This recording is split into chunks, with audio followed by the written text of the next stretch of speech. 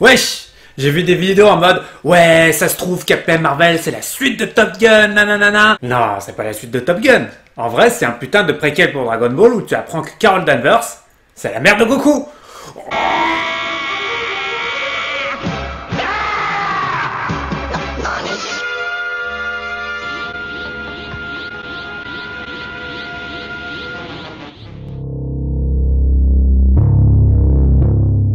Alors aujourd'hui j'avais envie de comparer deux films qui sont sortis en ce début d'année 2019, deux films avec des héroïnes super badass. Je veux évidemment parler de Captain Marvel, le dernier film du MCU, et de Alita Battle Angel, le film produit par James Cameron. Les histoires sont assez similaires, même si les films n'ont rien à voir du tout, mais on est quand même sur un personnage féminin vraiment badass, vraiment girl power, avec une sorte de power-up vers le milieu du film, et une histoire d'amnésie qui mène l'héroïne à se poser des questions sur qui elle est, d'où elle vient. Et du coup j'ai trouvé que ces films étaient très différents, mais qu'ils avaient vraiment un personnage féminin central qui me permettait de les mettre en comparaison, l'une par rapport à l'autre. Et du coup, je me suis un petit peu demandé, honnêtement, en 2019, c'est laquelle la plus badass? Captain Marvel ou Alita?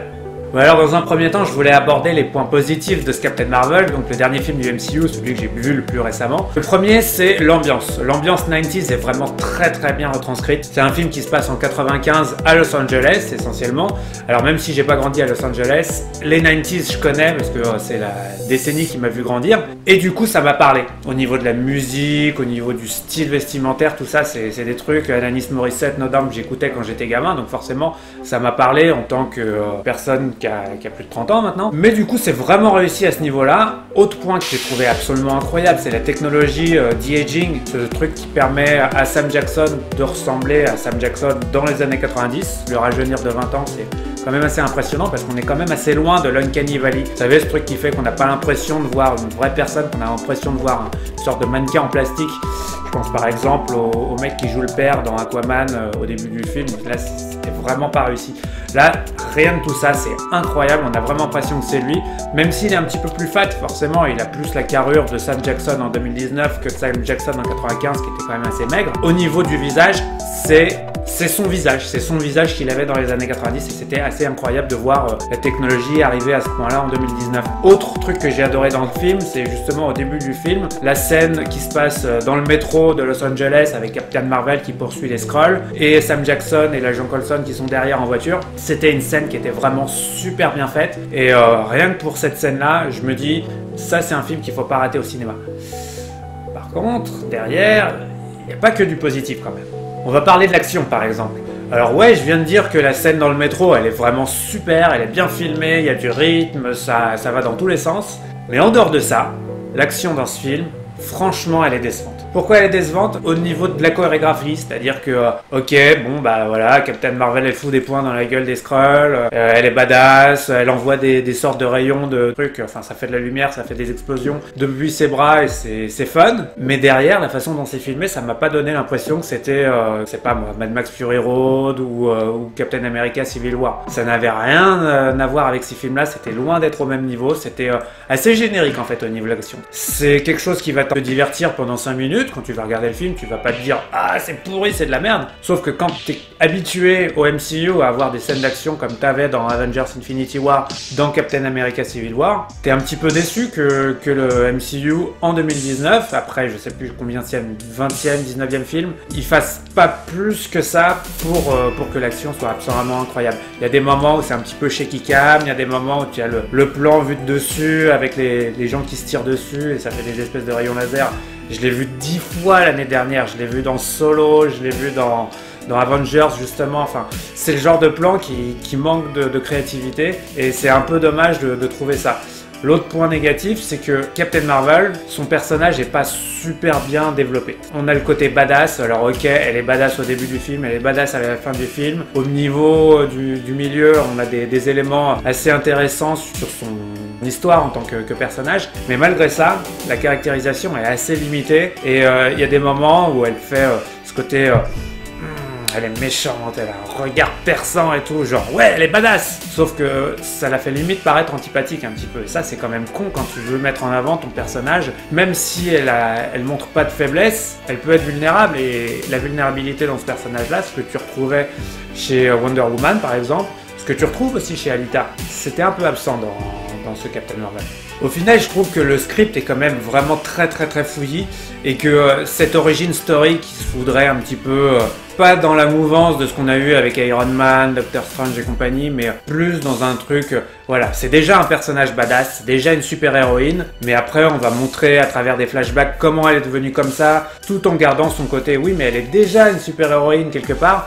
Ça donne un script qui est vraiment difficile à suivre. Alors c'est un choix, et c'est audacieux de la part des réalisateurs d'avoir fait ce choix-là, mais c'est quand même quelque chose qui m'a un petit peu perturbé. Et puis comme je disais, ça s'éparpille, c'est un petit peu fouillis. Et quand on compare en fait avec Alita Battle Angel, où l'histoire est relativement similaire, c'est-à-dire que le personnage principal c'est une héroïne qui n'a pas la mémoire, qui ne sait pas d'où elle vient et qui va retrouver cette mémoire en quelque sorte à travers des flashbacks. Dans Alita, on avait plus la sensation d'être en même temps que le personnage à découvrir petit à petit les étapes qui font qu'elle soit aussi badass. Et dans Captain Marvel, c'était plus des trucs qui venaient déranger et qui s'alignaient pas en fait. Par rapport à ça, je trouvais que le côté de Alita qui fonctionnait, même s'il y avait pas mal de problèmes au niveau du script de Alita, c'est que on arrivait vraiment à suivre le personnage de Alita du début à la fin du film et on comprenait son évolution. Là, dans Captain Marvel, j'ai un petit peu de mal à comprendre l'évolution du personnage du début à la fin du film jusqu'à tease pour Avengers Endgame.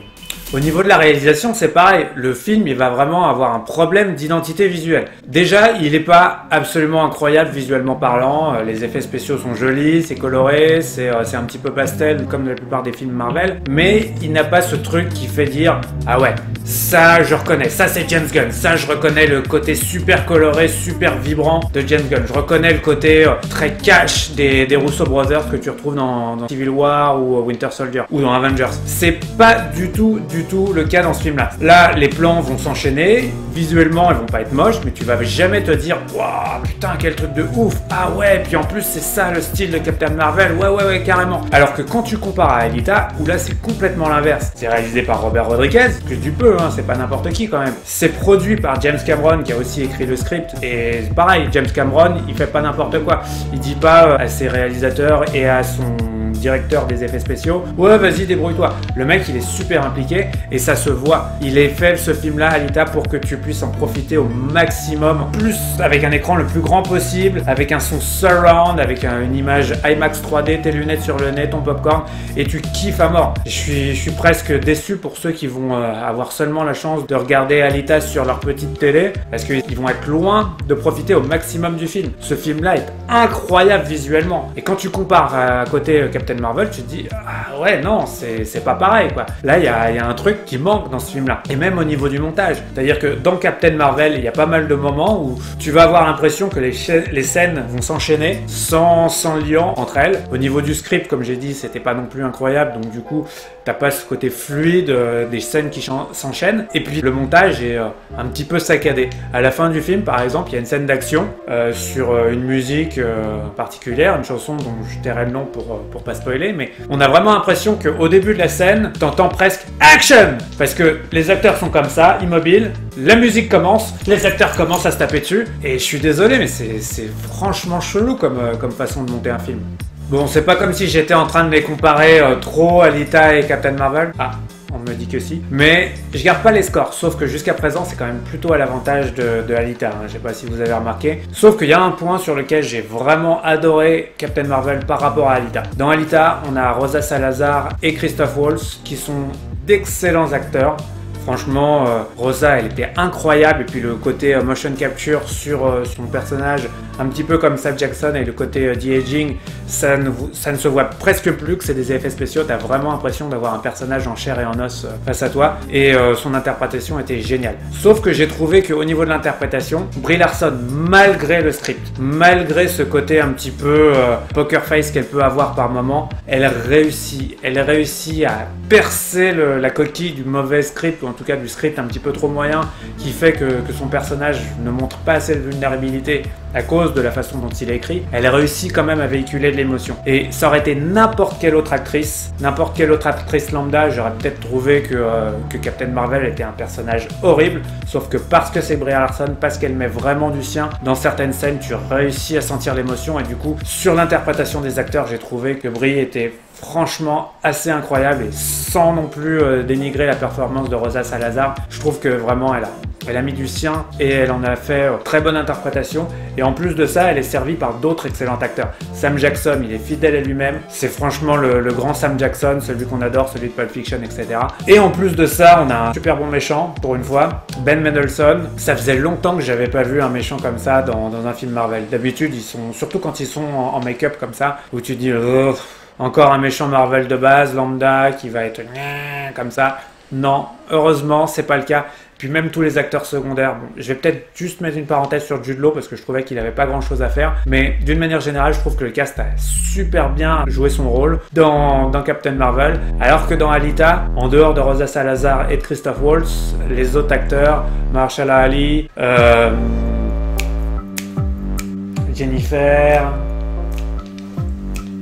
en dehors de Rosa et de Christoph Waltz, c'était pas trop ça. Donc on va dire que si je comptais les points, ce serait plutôt un point pour Captain Marvel sur l'interprétation.